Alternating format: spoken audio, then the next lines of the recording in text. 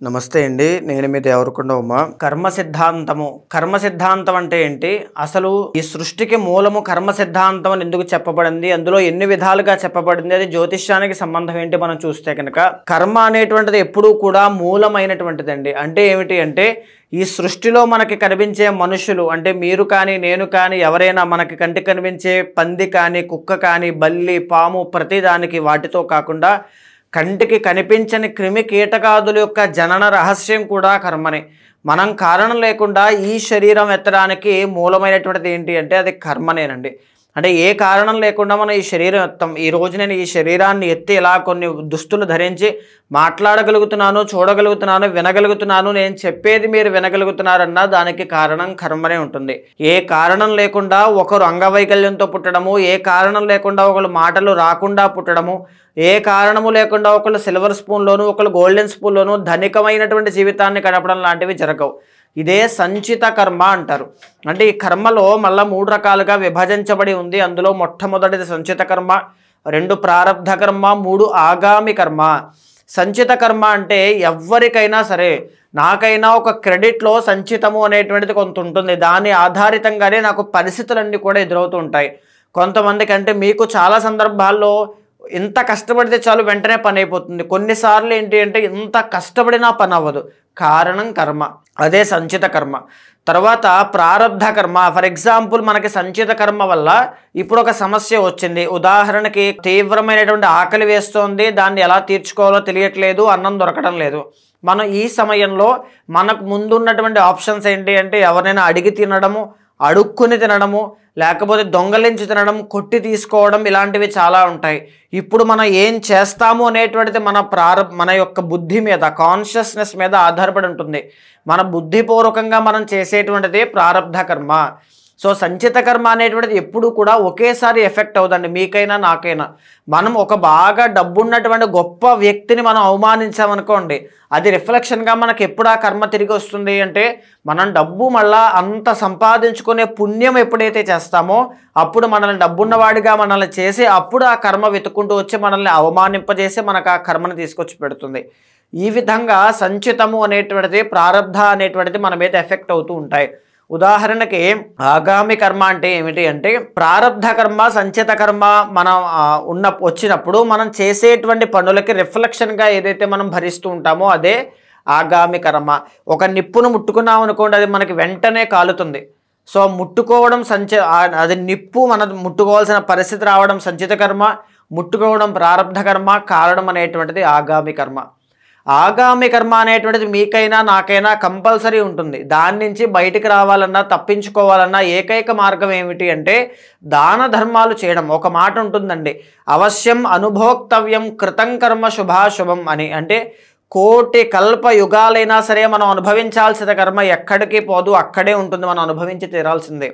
అదే ప్రాయశ్చిత్త పూర్వకంగా మనం వేడుకొనగలిగితే ఆ కర్మ నుంచి పాపము నుంచి దేని నుంచైనా బయటపడవచ్చు అని శాస్త్రం చెబుతోంది.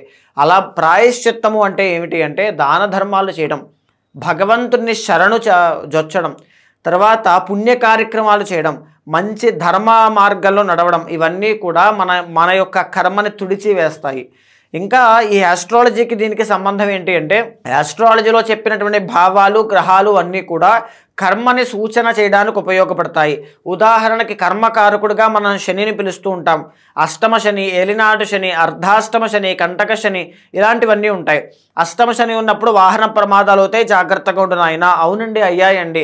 ఎలా చెప్పగలుగుతున్నామంటే శని కర్మకారకుడు కాబట్టి ఆ సూచనలు ఆధారంగా ఎలాంటి కర్మని వీళ్ళు అనుభవించబోతున్నారు, దాని నుంచి బయటపడాలి అంటే ఆ కర్మని ప్రాయశ్చిత్తం చేసుకోవడానికి శనికి అధిదైవంగా ఎవరిని పూజించమని చెప్పారు.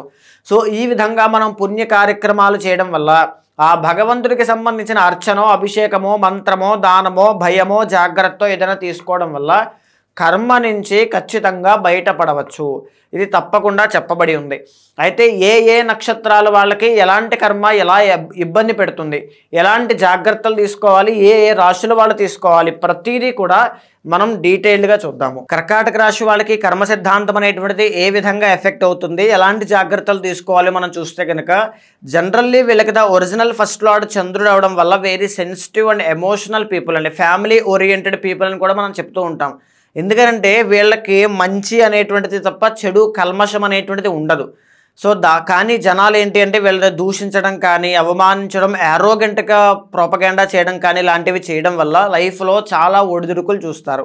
మెజారిటీ ఆఫ్ కర్కాటక రాశి విమెన్ marital లైఫ్లో చాలా ఇబ్బంది పడతారు. మీరు చూసేవాళ్ళు విమెన్ అయితే మీకు ఖచ్చితంగా ఫేస్ చేసే ఉంటారు, బాగా గుర్తుపెట్టుకోండి. డైవర్స్ కేసులు కూడా విమెన్ విషయంలో కర్కాటక రాశి వాళ్ళకి చాలా ఎక్కువ అవుతుంటాయి. డైవర్స్ కన్నా ముఖ్యంగా ఎలాంటివి అవుతుంటాయి అంటే అసలు కలిసి ఉండాలా విడిపోవాలా అనేటువంటి ఒక డైలమా కానీ, అసలు ఈయనతో నేను జీవితాన్ని ముందుకు వెళ్ళొచ్చా లేదా, డైవర్స్ ఇస్తాడా ఇవ్వడా, ఆ సెటిల్మెంట్ ఎలా చేసుకోవాలి అంటే అది ముందుకి వెళ్ళదు, వెనక్కి రాదు, మధ్యలో ఆగిపోతారండి, స్తంభించిపోతారు, వెంటనే అది తెమలదు. ఆ రకమైనటువంటి పరిస్థితుల్లో కర్కాటక రాశి స్త్రీలు కావచ్చు ఆర్ పురుషులు కూడా, మెన్ కూడా చాలా ఇబ్బందులు marital లైఫ్లో పడతారు, only because of the original 7th and 8th lord Shani కాబట్టి. ఇంకొకటి మ్యారేజ్ విషయంలో లీగల్ లిటిగేషన్స్ అనేటువంటివి, లీగల్ ఇష్యూస్ అనేటువంటివి చాలా ఎక్కువ ఉంటాయండి. దానికోసం పడేటువంటి శారీరక శ్రమ, ఆర్థిక శ్రమ, మానసిక ఒత్తిడి చాలా ఎక్కువగా పడతారు, బాగా గుర్తుపెట్టుకోండి. ఓన్లీ marital లైఫ్ మాత్రమే కాదండి, బిజినెస్ లైఫ్లో కూడా ఇలాంటి ఒడిదుడుకులే ఉంటాయి. మీరు ఎప్పుడూ కూడా లైఫ్లో పార్ట్నర్షిప్ అనేటువంటిది పెట్టుకోవద్దు. లైఫ్లో కర్కాటక రాశి వాళ్ళు పార్ట్నర్షిప్లోకి వెళ్ళారు అంటే నష్టపోవడం తప్ప లాభము అనేటువంటిది ఉండదు. ఎయిదర్ పార్ట్నర్ లాభపడతారు, లేదా మీరు నష్టపోతారు, లేదా ఇద్దరూ నష్టపోతారు తప్ప లాభము అనేటువంటిది కలగదు. ఎప్పుడూ కూడా పార్ట్నర్షిప్లోకి వెళ్ళొద్దు, చాలా జాగ్రత్త. ఎయిదర్ అది life partner, business partner, communication partner, coffee partner, ఏదైనా కావచ్చు, చాలా జాగ్రత్తగా ఉండాలి. ఇంకొకటి ఏంటి అంటే the original 6th and 9th lord గురుడు అవ్వడం వల్ల మీకు మేజర్గా వచ్చే ఇబ్బందులు ఫైనాన్షియల్ ప్రాబ్లమ్స్ అన్ని, అప్పులు ఎలా ఉంటాయి అంటే ఒక చిన్న విషయానికి ఏదైనా కొనడానికి అప్పు చేసుకుంటారు, దాన్ని అలా పెరుగుతూ పెరుగుతూ పెరుగుతూ తెలియకుండానే మీరు మోయలేనంత భారం మీ మీద పడిపోతుంది, ఫైనాన్షియల్లీ చాలా వీక్ అయిపోతారు. కానీ తప్పకుండా ఎండ్ ఆఫ్ ది డే చాలా బాగా డబ్బు సంపాదించగలుగుతారు, మంచి పేరు సంపాదించగలుగుతారు, పెద్దరికాన్ని సంపాదించుకుంటారు, లీడర్షిప్ క్వాలిటీని సంపాదించుకుంటారు. అది బాగుంటుంది, ఖచ్చితంగా ఎండ్ ఆఫ్ ది డే బాగుంటారు, విషయంలో ఇబ్బంది పడక్కర్లా. విదేశాలు వెళ్ళాలి, విదేశాల్లో స్థిరపడాలి, విదేశాల్లో చదువుకోవాలి, అక్కడ ఉద్యోగ వ్యాపార వాణిజ్యాలు బాగుండాలి అని కోరుకునే కర్కాటక రాశి వాళ్ళకి ఒడిదుడుకులు చాలా ఎక్కువగా ఉంటాయి, కావాలంటే గమనించుకోవచ్చు. కర్కాటక రాశి వాళ్ళు విదేశాలు వెళ్ళి సుఖపడిన వాళ్ళు చాలా తక్కువ ఉంటారండి. మీ 12th హౌస్ అనేటువంటి పర్సనల్ చార్ట్లో బలంగా ఉంటే తప్ప నార్మల్లీ సుఖపడడం చాలా కష్టం. ఒడిదుడుకులు చాలా ఎక్కువ ఉంటాయి, మానసిక శారీరక ఆర్థిక శ్రమలు చాలా ఎక్కువగా పడతారు అని చెప్పచ్చు. మేజర్గా కుటుంబం దగ్గర నుంచి వచ్చే వేధింపులు కానీ, లేదనుకుంటే కుటుంబం కోసం కష్టపడుతూ జీవితాన్ని వాళ్ళకి త్యాగం చేయడం, వాళ్ళకే డబ్బులు బాగా ఖర్చు పెట్టడం, వాళ్ళ కోసం ఆర్థిక నష్టాలు, వాళ్ళ కోసం ఆరోగ్య నష్టాలు, శారీరక నష్టాలు, ఇవే ఎక్కువ ఉంటాయండి. శ్రమ, జీవితాంతము శ్రమ శ్రమ శ్రమ ఇదే ఉంటుంది, మానసిక ఒత్తిడి అనేటువంటిది చాలా ఎక్కువ ఉంటుంది. మీకు రియల్ ఎస్టేట్లో బాగా కలిసి వచ్చే యోగం ఉంటుందండి. 5th and 10th లార్డ్ కుజుడు కాబట్టి రాజయోగ కారకుడు.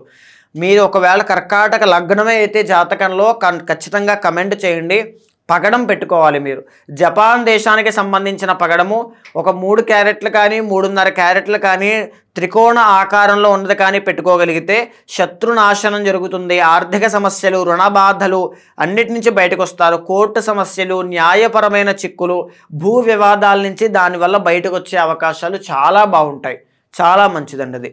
తర్వాత ఏంటి అంటే the original 4th and 11th lord మీకు శుక్రుడు అవ్వడము, మంచి విలాసవంతమైనటువంటి గృహం కట్టుకునేటువంటి యోగం ఉంది, కానీ నాకు ఇప్పటిదాకా ఇల్లు లేదని బాధపడుతున్నారంటే అది సంచిత కర్మ వల్ల మీరు పడేటువంటి బాధ అని బాగా గుర్తించండి. తర్వాత ఏంటి అంటే ద ఒరిజినల్ 8th లార్డ్ శని అవ్వడము, వెన్నుపూసకు సంబంధించిన ఇబ్బందులు కానీ, లోయర్ బ్యాక్ పెయిన్ కానీ, సయాటికా, స్పాండిలైటిస్ కానీ, ఫ్యాటీ లివర్ కావచ్చు, కిడ్నీలో స్టోన్స్, కిడ్నీ పెయిన్స్, ఇలాంటివన్నీ కూడా మీకు శని యొక్క దోషం చాలా ఎక్కువ ఉండడం వల్ల వస్తాయి. వాహన ప్రమాదాలు కూడా, ఆ విషయంలో కూడా మీరు వెరీ వెరీ కేర్ఫుల్గా ఉండాలి, చాలా జాగ్రత్త తీసుకోవాలి. సో ఈ విధంగా మీకు సంచిత కర్మ అనేటువంటిది బాగా ఎఫెక్ట్ అయ్యే అవకాశాలు ఉన్నాయండి. దీనికి తోడు ఏంటి అంటే మూడ్ స్వింగ్స్ అనేటువంటివి చాలా ఎక్కువ ఉంటాయి. ఎప్పుడు ఎలా ఆలోచిస్తారో, చిన్న విషయానికి కోపం వస్తుంది, అలుగుతూ ఉంటారు.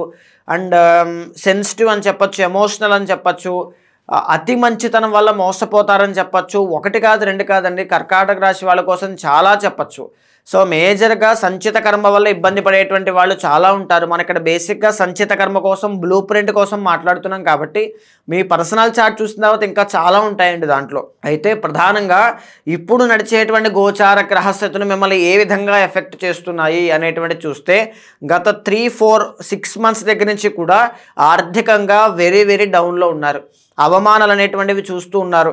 మానసిక ఒత్తిడి, చికాకు, అసంతృప్తి అనేటువంటిది చాలా ఎక్కువగా ఉంది. కానీ మీకు రానున్నటువంటి సెప్టెంబర్ 17 నుంచి అక్టోబర్ 17 దాకా రాజయోగం పట్టబోతోంది. మీరు ఎలాంటి విషయాల్లో అప్పుల బాధల నుంచి బయటకు రావాలన్నా మంచి రాజయోగం ఉంటుంది. ఆరోగ్య సమస్యల నుంచి బయటకు రావాలన్నా రాజయోగం ఉంటుంది. 100% ఈ యొక్క శత్రు బాధల నుంచి బయటకు రావాలన్నా రాజయోగం ఉంటుంది. అయితే మీకు గురుడు అనేటువంటి ఆయన అక్టోబర్ 20 దాకా 12వ స్థానంలో ఉన్నారు. అక్టోబర్ 20 దాటిన తర్వాత నుంచి లగ్నంలోకి ఎంటర్ అవుతున్నారు. సో అక్టోబర్ 20 తరువాత మెజారిటీ ఆఫ్ ఎక్స్పెండిచర్ తగ్గుతుంది. ప్రశాంతంగా ఫ్లో ఆఫ్ మనీ రావడం, కాస్త పర్వాలేదని ఊపిరి పీల్చుకునే పరిస్థితులన్నీ కూడా వస్తాయి. అది మీకు చాలా మంచి శుభశకునంగా చెప్పుకోవచ్చు. అయితే నవంబర్ 27 దాకా మీకు శని వక్రించి అష్టమాన్ని చూస్తున్నారు కాబట్టి నవంబర్ 27 వరకు కూడా ఈ యొక్క ఆర్థిక సమస్యలు, రుణ బాధలు, మేజర్గా వాహన ప్రమాదాలండి, ఆ విషయంలోనూ మానసిక ఒత్తిడి విషయంలోనూ చాలా కేర్ఫుల్గా ఉండండి.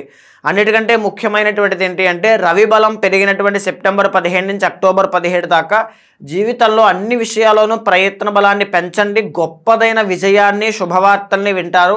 అదే అక్కడే మీకు ఊపిరి పీల్చుకునే పరిస్థితులు, ఉపశమనం కలిగించే పరిస్థితులు అన్నీ కలుగుతాయి అని చెప్పచ్చు. సో ఇది మనం మాట్లాడుకునేటువంటిది గోచార అంశం అండి. మీ పర్సనల్ చార్ట్ అనేటువంటిది డిఫరెంట్గా ఉంటుంది. గోచారమైన ఈ పర్సనల్ చార్ట్ అయినా సరే రెండింటిని సమన్వయం చేసుకున్నప్పుడే మీ జీవితంలో కర్మ కావచ్చు, జరిగే పరిస్థితులు కావచ్చు, అన్నీ కూడా వివరంగా చెప్పబడతాయి. ప్రధానంగా ఎవరైనా సరే అలా పర్సనల్ చార్ట్ చూపించుకోవాలనుకుంటే కనుక మీకు కింద కనిపించే నెంబర్కి కాల్ చేస్తే మా వాళ్ళు మీకు పూర్తి వివరాలు అందిస్తారు.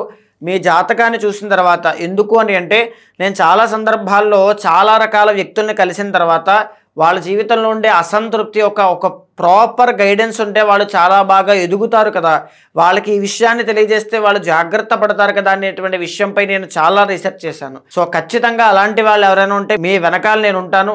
మీకు లెఫ్ట్ ఆర్ రైట్ సిచ్యువేషన్ ఎప్పుడు వచ్చినా మీకు ఖచ్చితంగా ఒక ప్రాపర్ గైడెన్స్ ఇచ్చే విధంగా మిమ్మల్ని నడిపిస్తూ ఉంటాను.